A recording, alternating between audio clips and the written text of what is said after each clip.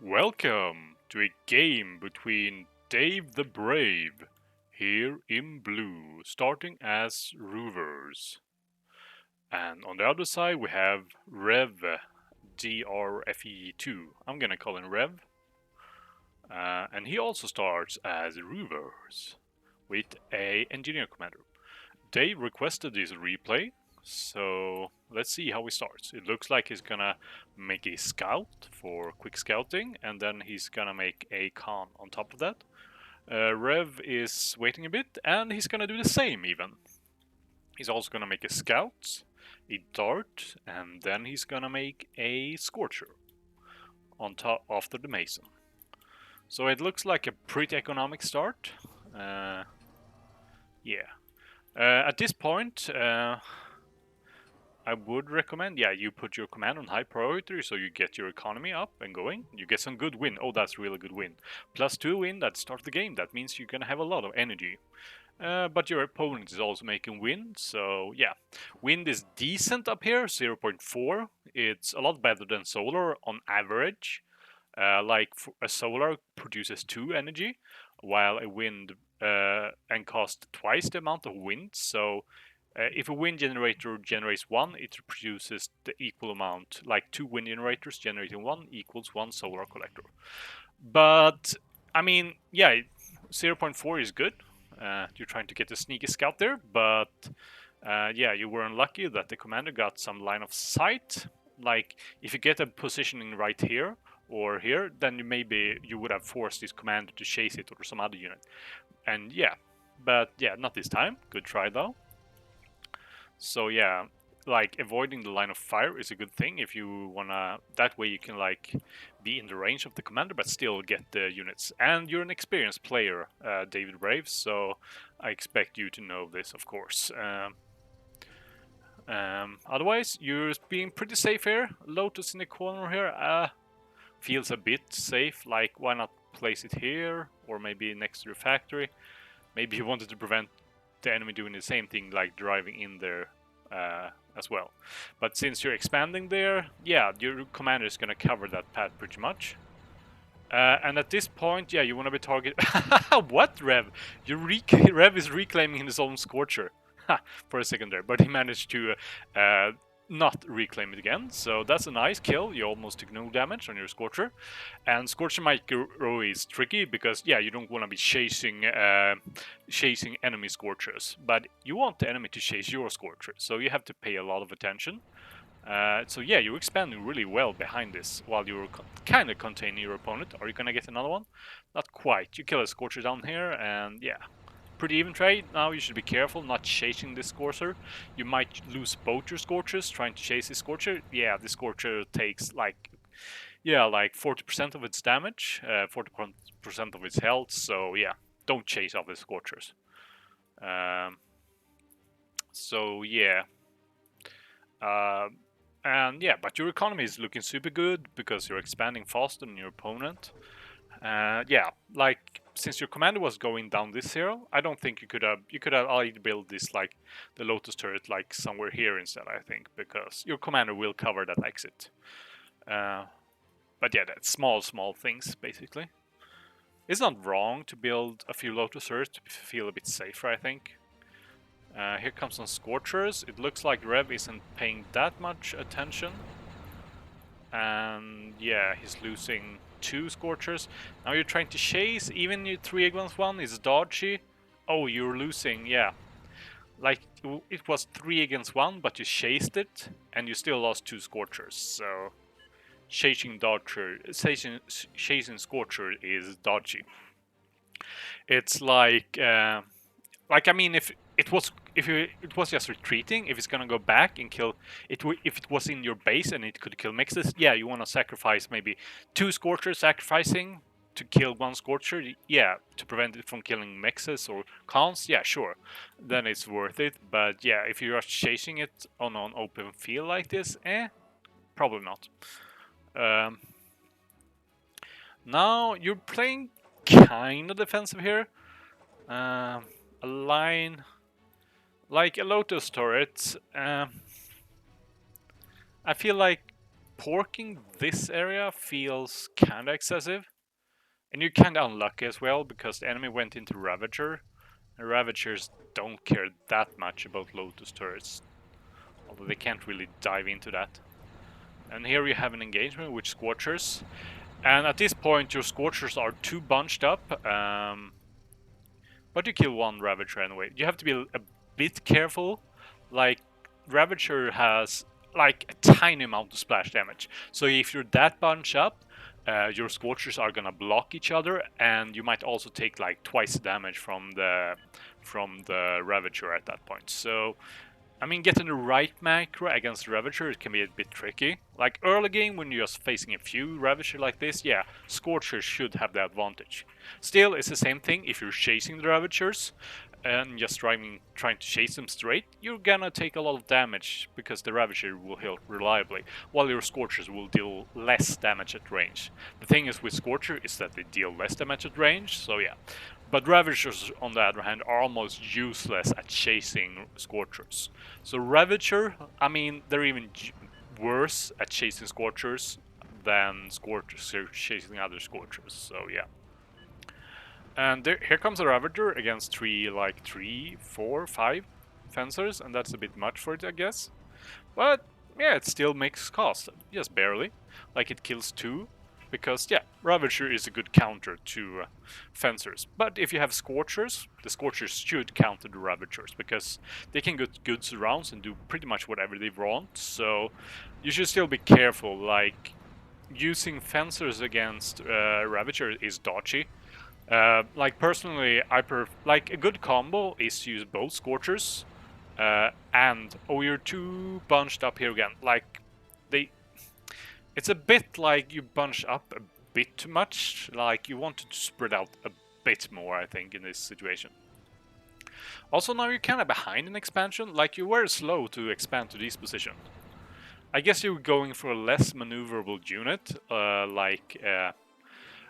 what would you call it, like Fencers, and you try to push him, but the enemy had you countered already with Ravagers. And if the enemy has Ravagers, you have to be really careful with how you engage. Like, you have to have always your Scorchers in position to like be in front of your Fencers to damage the Ravagers, because if the Ravagers get a free run to just go up to the Scorchers, they will just tear them apart. So it's a bit of a micro battle.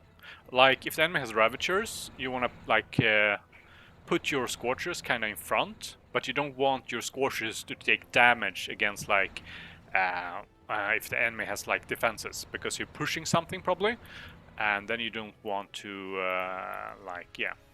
This position, for example, oh, and here you're missing an opportunity. Like, a suggestion would be, like, it's easy to just select all at the same time, select all Scorcher at the same time, and just drive them to the same position. And you had a Scorcher going there, but then you just kind of cancel it, because, yeah, you selected them all. So a good thing as Rovers is you can just make a few darts. Like, you want to see when the enemy is coming here. Like, you can place a dart here. A dart here would prevent this Mason from just going and expanding alone. So yeah, just having like 2-3 darts around the map. They can go and be on patrol, or they can just sit in position where you expect the enemy to expand, or they can be exactly on this like expansion pattern. Like, a single dart would have stopped this expansion up here. Meanwhile, you're a bit too bunched up when you're engaging these Ravagers. Yeah, that's the thing. And now you're chasing the Ravagers as well. And now you lost all your Ravagers, your Scorchers, I mean. And now the Fencers are alone against... I would rather retreat before trying to take this engagement. Like, 5 Fencers against 1 Ravager, maybe, but 5 Fencers against 2 Ravagers, that's a big no-no if you don't have any Scorchers around. Yeah, so to like get better map control and prevent the enemy from getting free expansion like this, just have a few darts around. Like, place it there. If you're not using any other darts for anything else, yeah, you can control you can select all your Scorchers all you like, and you will still have like vision on these positions. Yeah, so that's a good tip, just to keep a tab on expansions. And force the enemy to dedicate some forces to, like, yeah, if there's a dart here, the enemy needs like 2 darts or a Scorcher there to do, like, chase it off. Yeah, it's a cheap thing. And also, if you scout ahead, like with the dart, you could potentially see the Stinger without losing 2 Scorchers. It's also stuff like that. And it looks, yeah. And it looks like the enemy has gone for cranes. That's an odd choice. I mean, your enemy is pulling ahead of you in metal produced now, so because they have more income. Metal overdrive, yeah, you have a bit more. Like this geothermal is in a good position. You can even morph it. Like morphing this is pretty safe. Like if you morph it here, it's only gonna destroy stuff in this like situation. So it's pretty safe to morph a geothermal on this. But you don't have enough energy, I guess, for morphing it yet quite. So yeah, you probably shouldn't morph it. You should just rely on like regular what you call it, overdrive, I think. So yeah, pretty nice raid. Catch a lone Ravager there out of position, and a con. Yeah, good stuff. And now you can just retreat against the Ravagers, because Ravager can chase. If you have the micro and attention, and you see this enemy just following you, you can just stay a bit ahead of them and keep like staying ahead of them. And if the enemy tries to chase, you're gonna do a lot of damage while basically taking none in return. So yeah.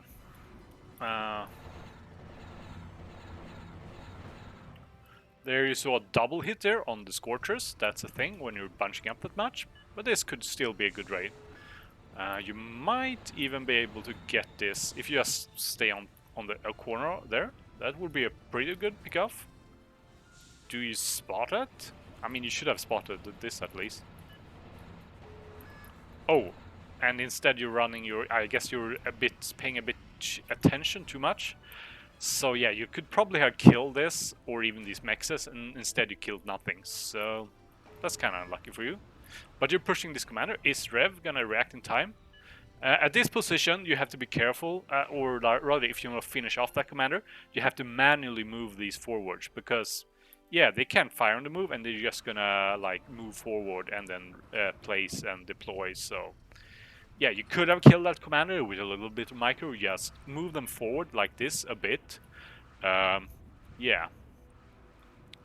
And, yeah, you would have killed the commander. And now you're and that's like a super bad position. You had the Rippers coming in, flanking in from the side, so it meant that most of your offensive wasn't even shooting at this Ripper. So yeah, that was like 2 Rippers killing off like 10 fencers. A very bad trade for you. Meanwhile, he raided you with a bit of Ravage there. Like, yeah, if you had a lot of Scorchers in position, you could maybe stop it, but yeah, you're doing more damage up here instead. Yeah. And yeah, you're pushing him pretty good. What could go wrong at this point? You're looking really good. The enemy has just a few Ravens. It's not too much to worry about. You might even get this fusion, maybe. You might want to target. You can even ride close to the fusion at this point. Yeah, it should die now. Okay, you're in a great position here. Yeah, the enemy has defended quite a bit here, so taking these would be kind of costly. Yeah, if you were paying attention here, you would move them forward, and you would get the commander, like, do like this, and then attack, and you would get the commander. And you're doing it! It's gonna be so close. So close, so close, but now you're just attacking again. Oh no, oh no. 200 damage! And you're shooting again. And you just get it. Okay. You leave your commander out here in the open. You're probably gonna lose your commander. A little bit sad. Yeah. In this position, when you have so much defense behind, yeah, fencers are pretty good. Like, you can, since they're faster than the Rippers. So yeah. The Rippers are only like what do you call them? 62. So and the fencers are faster than them. So yeah. Now you're attacking with a too small of a force, which is I mean, you should be ahead at this point. Yeah, like the fencers are even almost as fast as Ravagers, so if you're pushing with fencers here, you can even push against Ravager and then just retreat into these defenses when you need to. Now you're being a bit sloppy. Like, you should be expanding again, and you shouldn't be letting the enemy get free reclaim with their air cons. So yeah, running. You can say one fencer, I guess. So yeah, if we look at the, there's like 5,000, 2,000 there, yeah. Yeah, most of the reclaiming is in the enemy's area. So you're getting some swifts to counter the enemy, and that's fine. That's good. That means that the enemy can just bomb you. But yeah, at this position, yeah, you have done a lot of like damage. I think you're a bit ahead on like attrition, so you killed more than enemy, but you're still somehow falling behind in total value. I guess losing that commander was kind of a big blow. Like yeah, the enemy's overdrive is starting to pay off, and this corner expansion are also paying off right now. How would you clear off these corner expansions? Yeah, cost effectively would be like to just make a few Thunderbirds. Ravagers are kind of iffy if they want to shoot uphill like this, since it's on an elevation there. So yeah, Scorchers or Fencers, after you have like stun them with disarm them with a Thunderbird, that would be good. That would be an easy way to clear them.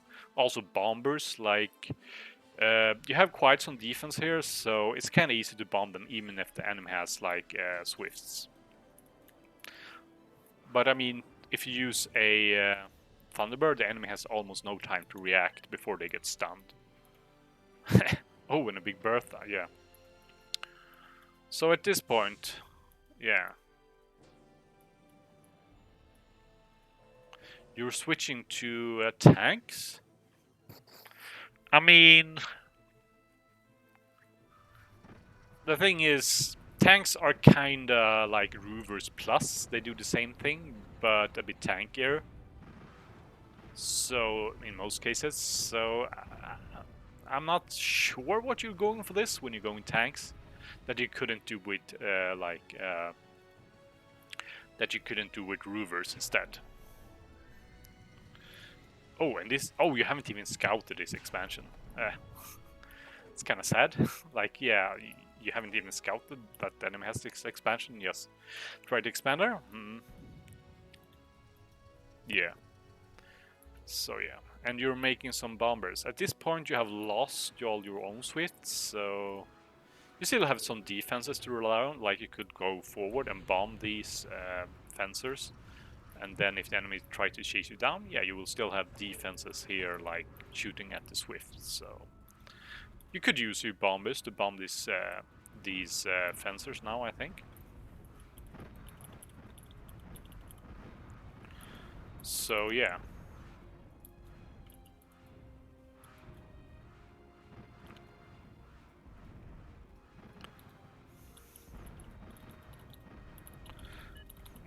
And you're gonna go ahead and bomb here. Let's see how well they do. Now the Rippers have kinda driven forward, so yeah, you're gonna take some damage from the Rippers as well. Which is not too good. It's like, yeah, oops, yeah. Yeah, you don't want to dive into Rippers, basically. If we look at that trade, you see here, yeah, you want to do it when they're not covered by the Rippers, basically.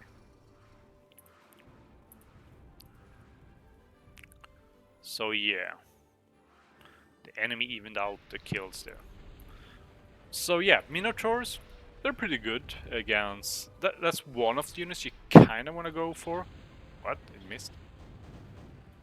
Ogres are decent, like... Minotaurs and a few Ogres are pretty good against this. Problem is killing the bombers fast enough, so if you have like 2-3 ogres you can do it, but yeah, it gets kind of risky to use ogres. And it looks like you're finally morphing your... Wait, you haven't built a storage yet? You should build a storage. When did you lose your storage? Was it since the commander? Yeah, that would also be a pretty big mistake if you haven't built a storage since you lost the commander. If we'll look at metal excess here. Yeah, you started accessing right now, not too bad.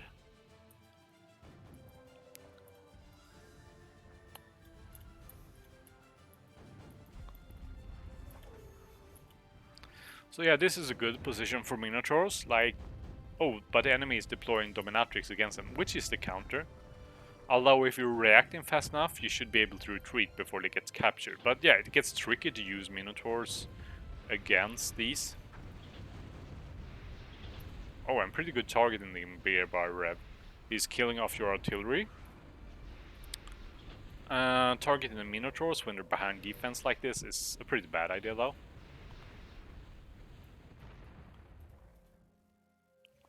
And your enemy got diffusion pretty early, that's a nasty blow. But yeah, this is just a final nail in the coffin. Like, it was... The enemy was already far ahead before they finished the Bertha.